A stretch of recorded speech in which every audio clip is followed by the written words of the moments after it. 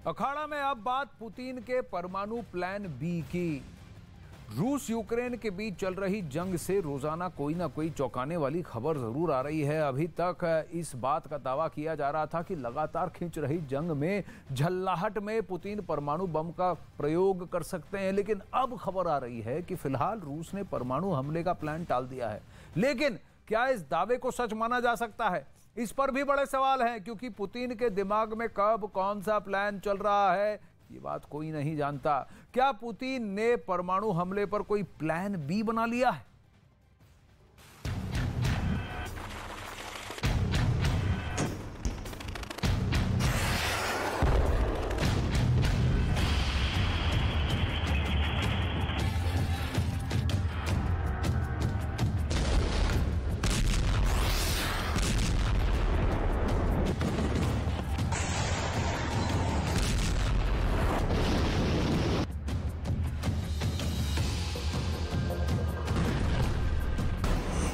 घातक हथियार,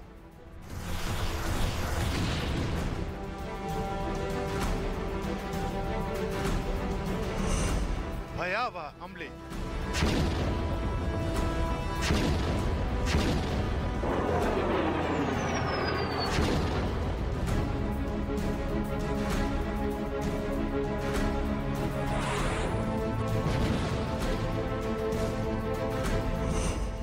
जोरदार धमाके,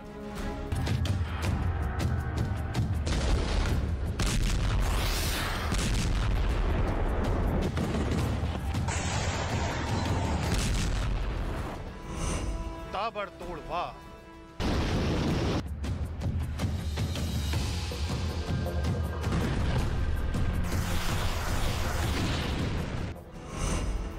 जानलेवा मकसद,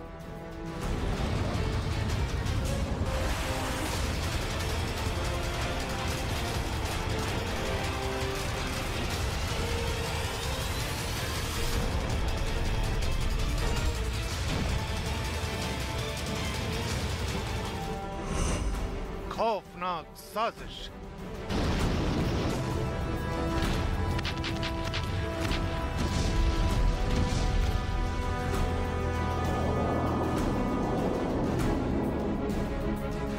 रूस और यूक्रेन के बीच चल रही जंग का मैदान खौफनाक कयासों से भरा पड़ा है। दुनिया इस बात से डरी है कि कहीं इस जंग की आंच परमाणु जखीरे तक न पहुंचे। ये डर इसलिए क्योंकि जिस तरह से यूक्रेन को तमाम देश मदद कर रहे हैं, उससे ये जंग खिंचती जा रही है, जिस वजह से पुतिन के लिए इस जंग को खत्म करने का सिर्फ और सिर्फ एक ही विकल्प है, और वो है परमाणु हमला।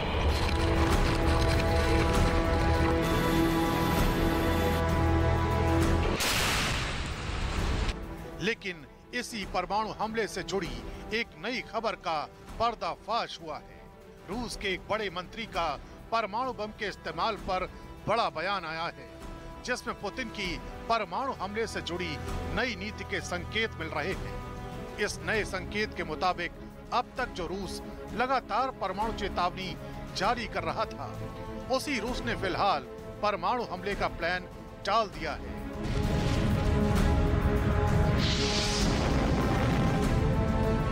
तो आखिर ऐसी क्या मजबूरी है जिसने पुतिन को परमाणु हमले पर अपने पांव खींचने पर मजबूर कर दिया है? वो कौन सी वजह है जो पुतिन को चेतावनियां वापस लेने पर मजबूर कर रही है?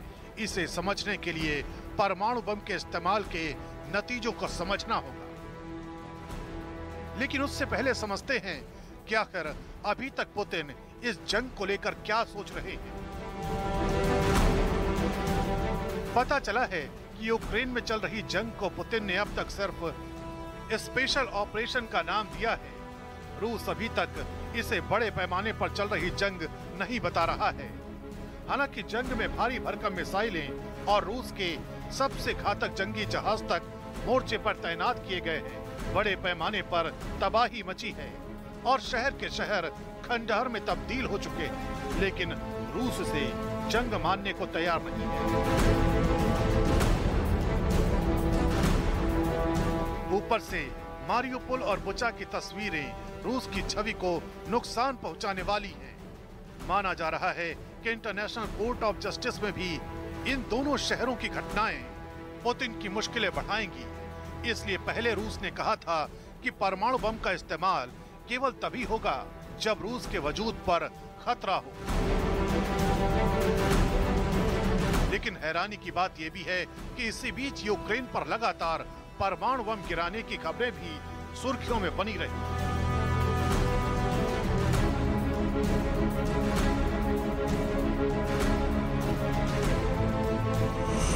खबरें ये भी आईं कि पुतिन यूक्रेन पर कम ताकत वाले परमाणु बमों से हमले की योजना बना रहे हैं। ये ऐसे बम होते हैं जो किसी एक शहर को या 5 से 6 किलोमीटर के दायरे में फैले शहर को तबाह करने के मकसद से गिराए जाते हैं।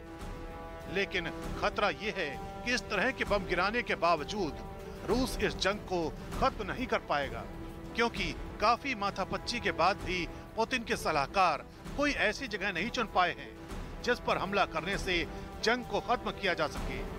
ऐसे टारगेट तय करने की कोशिश भी हुई तो उन जगहों की गिनती दर्जनों में पहुंच गई जिन पर एक साथ बम गिराने से जंग खत्म हो सकती है। इसमें भी जोखिम ज्यादा है। जोखिम ये कि तबाही तो बहुत बड़े पैमाने पर होगी, जिसके लिए रूस को लंबे वक्त तक जिम्मेदार ठहराया जाएगा।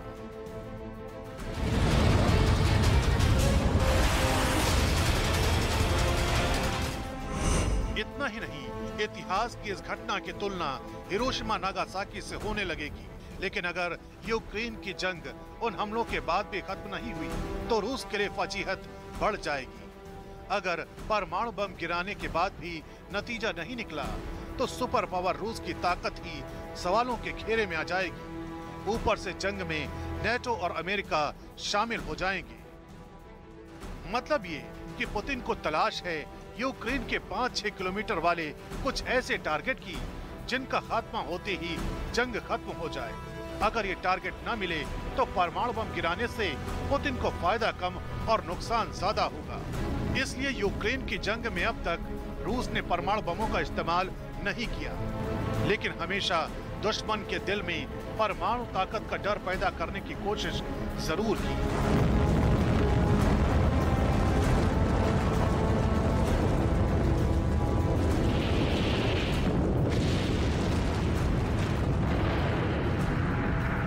यही वजह भी है कि इस जंग को खत्म करने के लिए पुतिन ने ज़ेलेंस्की सरकार के सामने समझौतों की कई शर्त रख दी हैं। हालांकि ये शर्त क्या है इसकी कोई जानकारी नहीं दी गई है, लेकिन शर्तों से जुड़ा ड्राफ्ट मॉस्को की तरफ से जारी किया गया है। इस ड्राफ्ट में साफ कहा गया है कि बातचीत से पहले यूक्रेन सरकार को रूस की शर्तें माननी होगी। अब इन शर्तों के बाद पुतिन सरकार को ज़ेलेंस्की के जवाब का इंतजार है।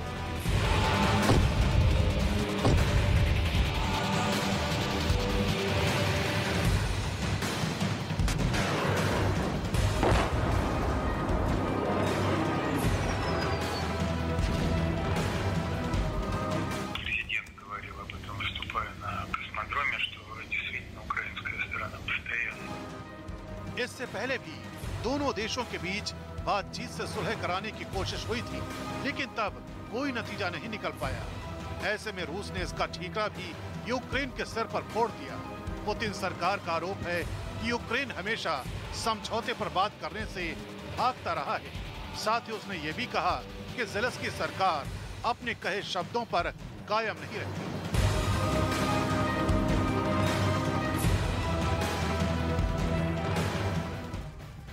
मॉस्को अब यूक्रेन के कुछ इलाकों पर जल्द से जल्द पूरा कंट्रोल चाहता है। उनका फोकस खार्किव के नीचे और खेरसान तक दक्षिण पूर्वी यूक्रेन में है। इसलिए रूस की सेना यूक्रेन के कुछ क्षेत्रों में भीषण बमबारी कर रही है। आइए मैप के जरिए इसको समझने की कोशिश करते हैं। ये वो इलाके हैं जो रूस से काफी सटे हुए हैं। जैसा मैं कह रहा हूं बार बार, दक्षिण पूर्वी यूक्रेन है, रूस से लेकर काला सागर तक, यानी गर्म पानी का सागर जहां पर भी दिखेगा वहां पर रूस का फोकस है। आप देखिए मेरिटोपोल, मारियुपोल, डोनेट्स्क, लुहांस्क, खार्किव, यहां पर जबरदस्त बमबारी हो रही है। खेरसान पर वो कब्जा कर चुका है, वहां पर हट नहीं रहा। ओडेसा तक जाएगा कि नहीं ये पता नहीं, लेकिन मारियुपोल पर अब उसने कब्जा कर लिया है।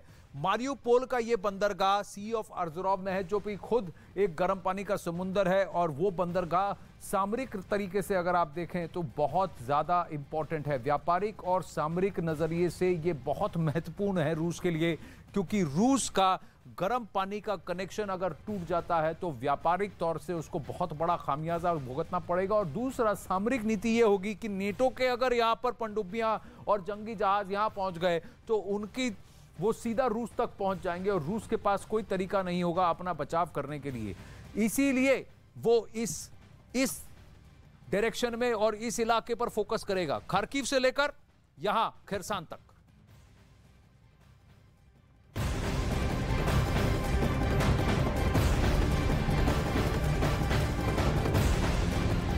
इस वक्त की बड़ी खबर, रूस यूक्रेन पर लगातार बमबारी कर रहा है। मिकोलाइव में रूसी बमबारी का वीडियो सामने आया है जिसमें रूस की मिसाइलें रिहायशी इलाकों पर लगातार बमबारी कर रही हैं। मिकोलाइव भी इसी दक्षिण पूर्वी यूक्रेन में स्थित है।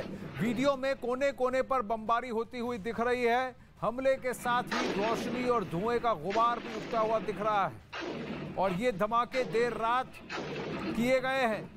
रात के अंधेरे में ऐसा लग रहा है जैसे बिजली चमक रही है।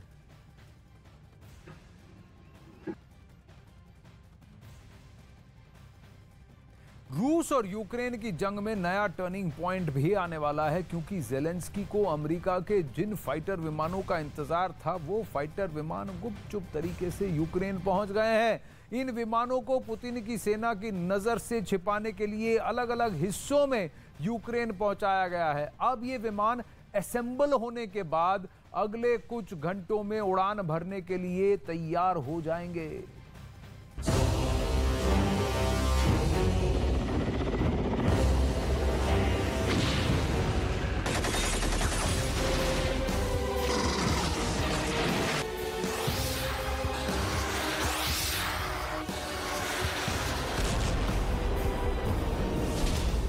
खत्म हुआ ज़ेलेंस्की का इंतजार।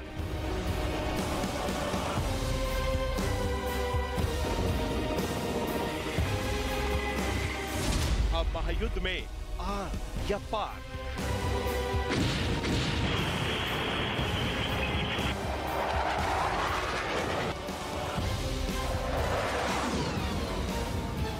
महायुद्ध में अब तक सारे फैसले एक तरफा हो रहे थे।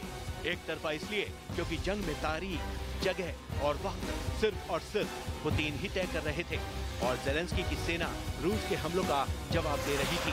लेकिन अब इस महायुद्ध में सबसे बड़ा टर्निंग पॉइंट आने वाला है। यूक्रेन पहुंचा बाइडेन का फाइटर बेड़ा।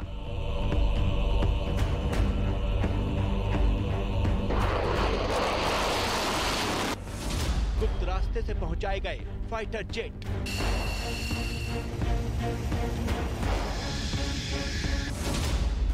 जंग में ज़ेलेंस्की का पलड़ा भारी हुआ।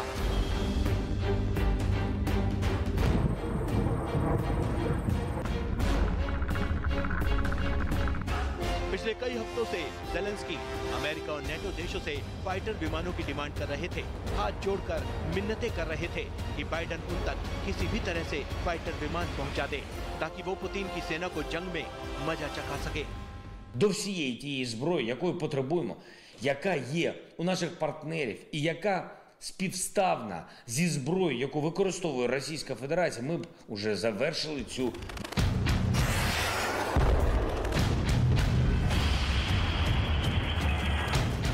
ज़ेलेंस्की की ये डिमांड अब पूरी हो चुकी है, क्योंकि अमेरिका ने दावा किया है कि उसने यूक्रेनी राष्ट्रपति की डिमांड पर फाइटर विमानों का एक बड़ा बेड़ा यूक्रेन पहुंचा दिया है। अमेरिकी रक्षा मंत्रालय पेंटागन के प्रवक्ता जॉन कर्बी ने कहा कि यूक्रेन को अतिरिक्त एयरक्राफ्ट मुहैया करा दिए गए हैं। इसके अलावा एयरक्राफ्ट के कई पार्ट भी दिए गए हैं। उससे उन्हें आसमान में ज्यादा से ज्यादा एयरक्राफ्ट तैनात करने में मदद मिलेगी। हालांकि अमेरिका ने यह खुलासा नहीं किया कि उसने यूक्रेन को कौन से फाइटर विमान दिए और कितनी संख्या में दिए। यही नहीं, अमेरिका ने यह भी नहीं बताया कि उसने यूक्रेन तक फाइटर विमानों का बेड़ा किस रास्ते से पहुंचाया। हालांकि ये भी कहा जा रहा है कि फाइटर विमानों का बेड़ा कंसाइनमेंट की तरह यूक्रेन में पहुंचाया गया। मतलब ये कि फाइटर विमानों को डिसेंबल कर, यानी कि अलग अलग करके उसे अलग अलग हिस्सों में यूक्रेन पहुंचाया गया, जिससे रूस को इसकी भनक तक नहीं लगी।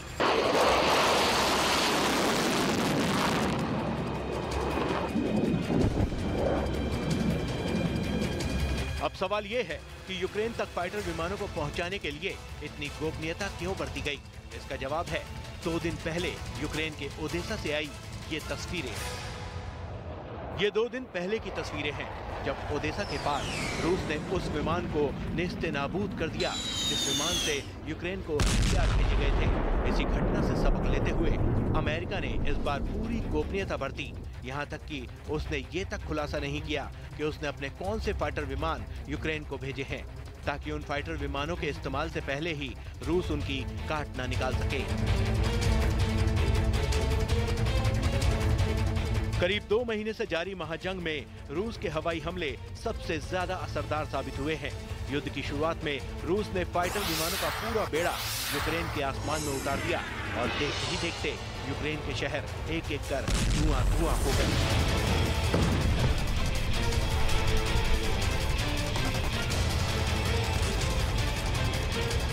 अब बारी यूक्रेन की है, क्योंकि यूक्रेन जिन फाइटर जेट्स की डिमांड कर रहा था, अमेरिका ने वो यूक्रेन तक पहुंचा दिए हैं।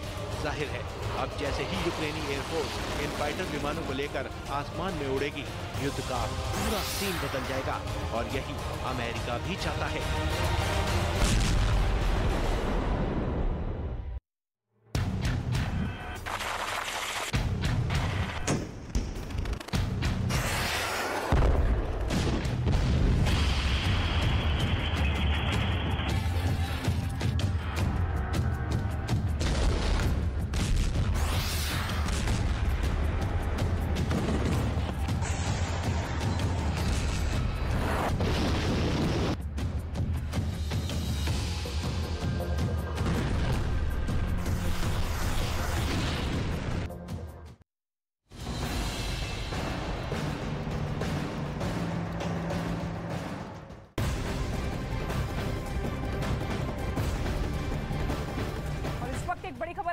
मारिउपोल शहर को लेकर इस वक्त बहुत बड़ी खबर सामने आ रही है। रूस ने मारिउपोल शहर पर पूरी तरह से कब्जे का दावा किया है। पिछले कई दिनों से मारिउपोल शहर में भीषण युद्ध चल रहा है और अब युद्ध के 57वें दिन रूस ने मारिउपोल शहर पर पूरी तरह से कब्जा कर लिया है और ये बड़ा दावा रूसी सेना करती हुई नजर आ रही है कि इस शहर पर हमले करने के साथ ही अब रूस की सेना का कब्जा यहां पर हो चुका है।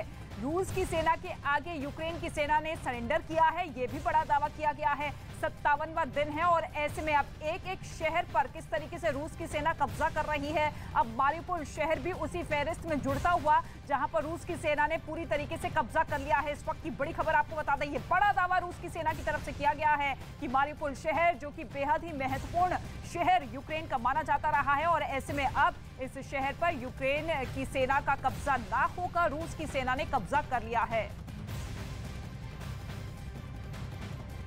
और रूस के राष्ट्रपति व्लादिमीर पुतिन के खासम खास रमजान कादिरोव अपने आप में एक प्लान मशीनरी है। वो कब क्या करते हैं इसका पता या तो सिर्फ उन्हें होता है या फिर रूस के राष्ट्रपति को। इस बार भी कुछ ऐसा ही हुआ है। रमजान कादिरोव ने रूस की बर्बरता पर पर्दा डालने की एक ऐसी साजिश रची है जिसके चक्कर में यूक्रेन फंसता नजर आ रहा है। क्या है रमजान कादिरोव की नई प्लानिंग, आपको दिखाते हैं इस रिपोर्ट में।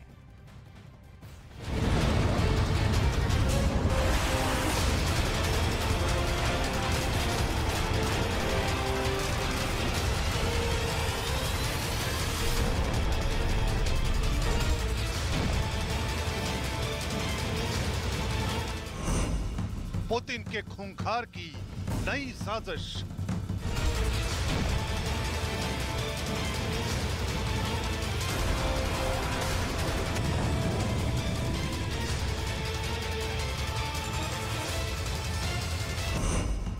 बर्बरता छिपाने का नया प्लान।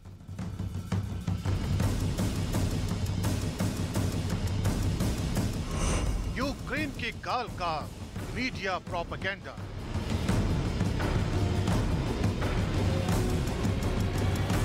रमजान कादिरोव, वो नाम जिसने यूक्रेन में तबाही की पटकथा लिखी। रमजान कादिरोव, वो नाम जिसने पुतिन की शह पर यूक्रेन में बर्बरता की हदें पार की। रमजान कादिरोव, वो नाम जिसके एक एक मोहरे ने हैवानियत की हदों को पार किया। अब इसी रमजान कादिरोव ने ज़ेलेंस्की की सेना के खिलाफ एक नई साजिश को अंजाम दिया है। दावा किया जा रहा है कि रमजान कादिरोव ने ज़ेलेंस्की की सेना के खिलाफ प्रोपेगेंडा फैलाने के लिए मीडिया का सहारा लिया है, जिसके लिए कादिरोव ने बाकायदा एक वीडियो भी जारी किया है।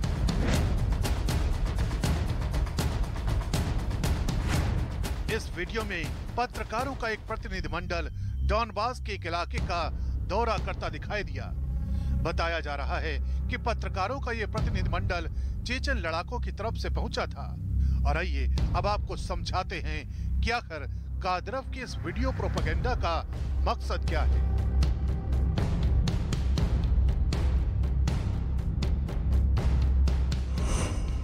असल में रमजान कादिरोव पत्रकारों के प्रतिनिधिमंडल को यूक्रेन में हुई तबाही दिखाने लाया था। ये प्रोपेगेंडा इसलिए किया गया क्योंकि चेचन लड़ाकों ने पत्रकारों को यह मैसेज देने की कोशिश की कि यूक्रेन के सैनिकों ने खुद ही अपने शहर को तबाह किया है। चेचन लड़ाकों ने दावा किया कि यूक्रेन ने ये सब इसलिए किया ताकि रूस पर बर्बरता के आरोप लगाए जा सके। इस दावे को पुख्ता करने के लिए वहां की कई इमारतों को दिखाया गया जो बमबारी की वजह से खंडहर में तब्दील हो गई थी। यही नहीं, उन पत्रकारों के जरिए चेचन लड़ाकों ने यह भी जताने की कोशिश की कि डॉनबास, डोनेस्क और लुहांस्क इलाके के लोग ज़ेलेंस्की की सरकार से नाराज थे और यही इन इलाकों में तबाही की वजह बना।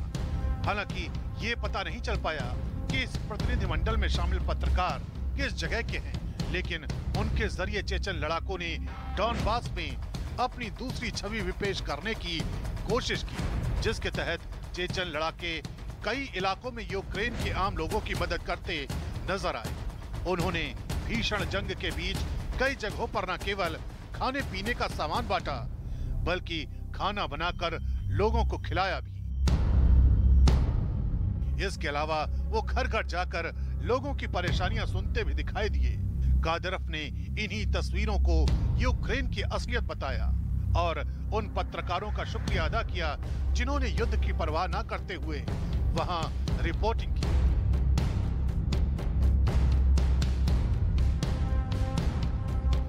एक तरफ कादिरोव यूक्रेन के खिलाफ वीडियो प्रोपेगेंडा करके यूक्रेन के खिलाफ नई साजिश रच रहे हैं, तो दूसरी तरफ यूक्रेन भी चेचन कमांडर रमजान कादिरोव पर लगातार हमलावर है। इस बार यूक्रेन ने रमजान कादिरोव पर चोरी करने का आरोप लगाया है। आरोप है कि रमजान कादिरोव और उनके लड़ाके खाली हो चुके गांवों में चोरी की वारदात को अंजाम दे रहे हैं। यूक्रेन की तरफ से दावा किया गया है कि कादिरोव के लड़ाकों ने खेती में इस्तेमाल होने वाली गाड़ियों तक को नहीं छोड़ा है। इतना ही नहीं, उन्होंने बीज बोने वाली मशीनों पर भी हाथ साफ कर दिया है। चेचन कमांडर पर बेहद गंभीर और शर्मनाक आरोप लगे हैं। जंग की शुरुआत से ही यूक्रेन में रूसी सेना के साथ चेचन लड़ाके कंधे से कंधा मिलाकर यूक्रेन में लड़ रहे हैं और यूक्रेन के शहरों को बर्बाद कर रहे हैं। उनका हौसला बढ़ाने के लिए उनके कमांडर रमजान कादिरोव भी यूक्रेन पहुंचे थे, लेकिन कहा जा रहा है कि उन्होंने यूक्रेन से ट्रैक्टर और खेतीबाड़ी के कई सामान चुरा लिए। असल में पुतिन ने उन्हें यूक्रेन फतह के इरादे से जंग में उतारा था। हालांकि पुतिन का वो सपना अब तक अधूरा है। ऐसे में माना जा रहा है कि लंबी खिंच चुकी इस जंग की वजह से कादिरोव और उनके लड़ाके हताश हो चुके हैं और अब या तो वो लूटपाट पर उतर आए हैं या फिर वीडियो प्रोपेगेंडा करके यूक्रेन के खिलाफ नया प्लान तैयार कर रहे हैं।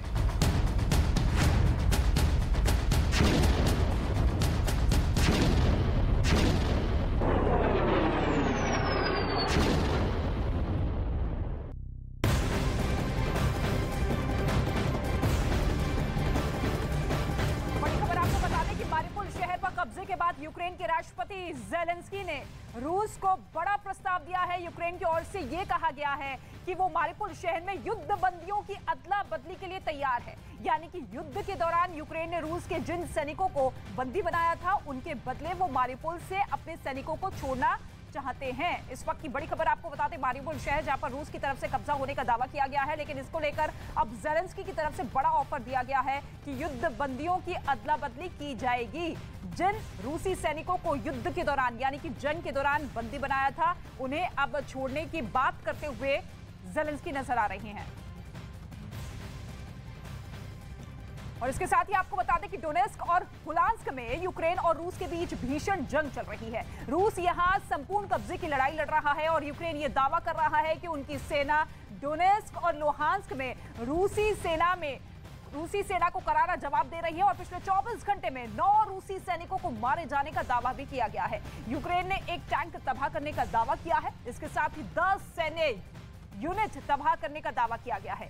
2 सैन्य गाड़ियां ध्वस्त करने का दावा भी यहां पर किया गया है। इसके साथ ही एक एंटी एयरक्राफ्ट मिसाइल सिस्टम भी तबाह करने का दावा किया गया है। और बड़े दावे जो यूक्रेन की तरफ से किया गया है, उसके बाद अब रूस की तरफ से भी जंग भीषण हो चली है। लेकिन कहते हैं युद्ध हथियारों से नहीं बल्कि रणनीति से लड़ा जाता है और ये बात इस वक्त रूस और यूक्रेन दोनों के खेमों में नजर आ रही है। कुछ सैटेलाइट तस्वीरों के जरिए दावा यह किया जा रहा है कि रूस के जंगी बेड़े को बड़ा दिखाने के लिए डमी यानी कि नकली फाइटर विमानों का इस्तेमाल किया जा रहा है। रूस के कुछ एयरबेस पर ऐसे डमी विमानों को असली फाइटर विमानों के साथ सजाकर खड़ा किया गया है।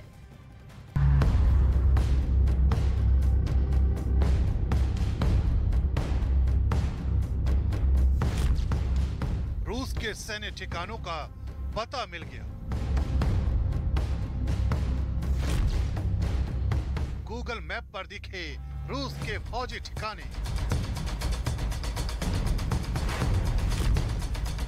फर्जी टैंक और जेट से चकमा देने की साजिश।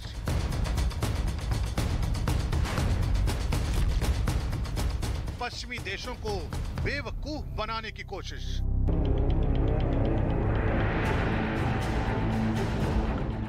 यूक्रेन ने गूगल मैप्स पर बने रूसी सेना के कई ठिकानों की तस्वीरें जारी की है। ऐसा करके ज़ेलेंस्की सरकार ने यह बताने की कोशिश की कि उनकी नजर पुतिन की सेना की हर हरकत पर है।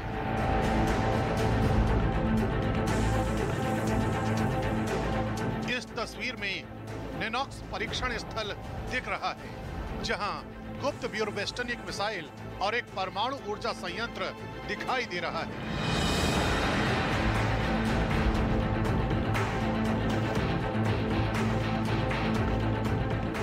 इस तस्वीर में समंदर किनारे रूसी जंगी जहाज खड़े दिख रहे हैं, जिसमें परमाणु संचालित मिसाइल क्रूजर भी शामिल है।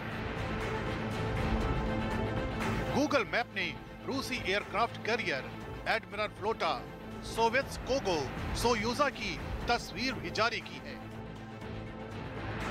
गूगल मैप की इस हाई रेजोल्यूशन वाली तस्वीरों में रूस के मरमंस्क, कामचटका और कुर्स्क की सैन्य कमांड पोस्ट दिख रही है, जहां फाइटर जेट दिख रहे हैं।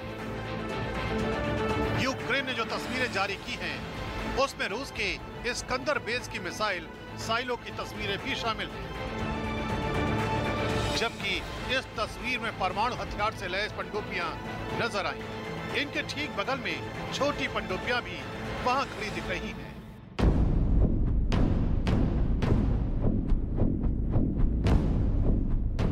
इसके अलावा कई ऐसी तस्वीरें भी सामने आई हैं, जिसमें रूस के अलग अलग सैन्य कमांड पोस्ट दिखाई दे रहे हैं। यूक्रेन से जंग के बीच आई रूसी सेना के ठिकानों की तस्वीरों को लेकर सवाल उठ रहे हैं। इस बीच गूगल ने अपने बयान में कहा है, रूस के सैन्य और रणनीतिक ठिकानों को दिखाने के लिए हमने अपने गूगल मैप नियम में कोई बदलाव नहीं किया है। जंग के बीच ज़ेलेंस्की ने दावा किया है कि रूस पूर्वी यूक्रेन में हमलों के लिए रूसी सेना की ताकत को बढ़ाने में लगा है, क्योंकि पुतिन की सेना डोनबास पर कब्जे की रणनीति पर काम कर रही है। रक्षा विशेषज्ञों का दावा है कि रूस फर्जी टैंक को और फर्जी लड़ाकू विमानों के जरिए पश्चिमी देशों को चकमा देने की कोशिश कर रहा है, ताकि सैटेलाइट तस्वीरों को देखकर लगे कि रूस की सेना और उसके हथियार अपनी जगह मौजूद हैं। लेकिन सच्चाई यह है कि रूसी सेना अपने वायुसेना के वास्तविक आकार को बढ़ा रही है। लड़ाकू विमानों को तैनात किया जा रहा है, खतरनाक मिसाइलों को लॉन्च किया जा रहा है, परमाणु पनडुब्बियां भी तैनात की जा रही हैं। सैन्य कमांड बेस पर रूसी सेना की आवाजाही में बढ़ोतरी देखी जा रही है। रूस के सैन्य ठिकानों और हथियारों की सैटेलाइट तस्वीरें तब सामने आई हैं जब पुतिन की सेना ने यूक्रेन के 300 से ज्यादा ठिकानों पर जबरदस्त बमबारी की है।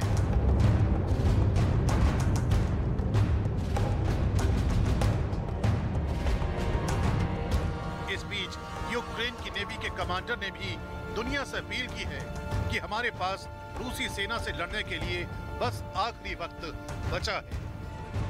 Наше звернення до світу. Це може бути нашим останнім зверненням.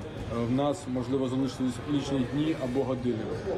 Угрупування противника в десятки разів перебільшує нас. Вони мають панування у повітрі, в артилерії, в угрупуваннях, які діють на суходолі.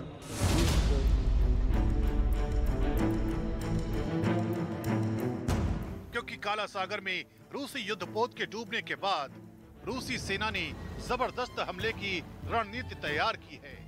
रूसी सेना को नो मर्सी के आदेश मिल चुके हैं, जिसका असर दिखना शुरू हो गया है।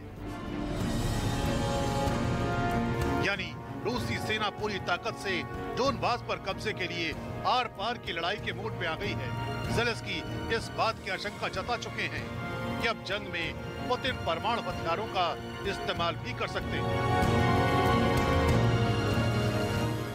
और 24 फरवरी से शुरू हुई रूस और यूक्रेन की जंग को 2 महीने होने जा रहे हैं। माना यह जा रहा है कि ये जंग महज कुछ ही दिन में खत्म हो जाएगी और रूस यूक्रेन को आसानी से हरा देगा, लेकिन ऐसा हुआ नहीं। रूस के साथ जंग में कोई भी देश सीधे तौर पर यूक्रेन के साथ नजर नहीं आया, लेकिन रूस के खिलाफ दुनिया एकजुट हो चुकी है। अमेरिका समेत कई देशों ने यूक्रेन को हथियार और पैसे की मदद की। 15 मार्च 2022 को अमेरिका ने 1 लाख करोड़ से ज्यादा की सैन्य मदद की। वहीं 24 मार्च 2022 को फिर 7,500 करोड़ से ज्यादा की सैन्य मदद अमेरिका की तरफ से दी गई। वहीं 14 अप्रैल को फिर ज़ेलेंस्की की अपील पर 60 लाख करोड़ रुपए से ज्यादा की सहायता पहुंचाई गई। इसके साथ ही रूस से मुकाबला करने के लिए 800 स्टिंगर एंटी एयरक्राफ्ट सिस्टम भी दिए गए। आज यहाँ पे हजारों किसान आने वाले हैं। आज यहाँ पे किसानों के नेता चंद्रशेखर जी आने वाले हैं। तो चाहे मुझे पेन किलर का इंजेक्शन लगाना पड़े, मैं आऊंगा जरूर यहाँ पे। तो चंद्रशेखर जी, आज मैं बहुत सारे पेन किलर लेके आया हूँ। मुझे आज आना था क्योंकि हम किसानों की इज्जत करते हैं। हमारी पार्टी किसानों की इज्जत करती है। सबसे पहले चंद्रशेखर जी का आम आदमी पार्टी में तहे दिल से किसानों की इज्जत करती है। सबसे पहले चंद्रशेखर जी का आम आदमी पार्टी में तहे दिल से स्वागत है। आज यहाँ पे हजारों किसान पूरे कर्नाटक के कोने कोने से आए हुए हैं। आप सब लोगों का आम आदमी पार्टी में तहे दिल से स्वागत है। मैं आप लोगों को बधाई भी देना चाहता हूं। किस चीज की बधाई, 2 मिनट में बताता हूं। कहते हैं इंसान को अहंकार नहीं करना चाहिए। रावण ने अहंकार किया था। रावण सीता माता को हर के ले गया। उसको सबने समझाया कि रामचंद्र जी भगवान हैं, भगवान का अवतार हैं, इनसे दुश्मनी मत लो। विभीषण ने समझाया, रावण की पत्नी मंदोदरी ने समझाया कि सीता को वापस कर दो। लेकिन रावण में बड़ा अहंकार था। उसे लगता था वो तो सारी दुनिया को जीत सकता है। वो नहीं माना। अंत में हम सब जानते हैं रावण का क्या हुआ। उसी तरह से केंद्र सरकार को अहंकार था। उनको लगता था वो कुछ भी कर सकते हैं। उन्होंने 3 काले कानून पास किए। उनको अहंकार था कि हमें किसानों की जरूरत नहीं है। केंद्र सरकार को बहुत समझाया, किसानों से पंगे मत लो। किसान अगर सड़क पे उतर गए तो तुम्हारी सरकार हिल जाएगी। केंद्र सरकार नहीं मानी। अंत में 13 महीनों के संघर्ष के बाद केंद्र सरकार को 3 कानून वापस लेने पड़े। मैं आप सब लोगों को सलाम करता हूं, आपके संघर्ष को सलाम करता हूं। आपने वो कर दिखाया जो कोई नहीं कर पाया। उनके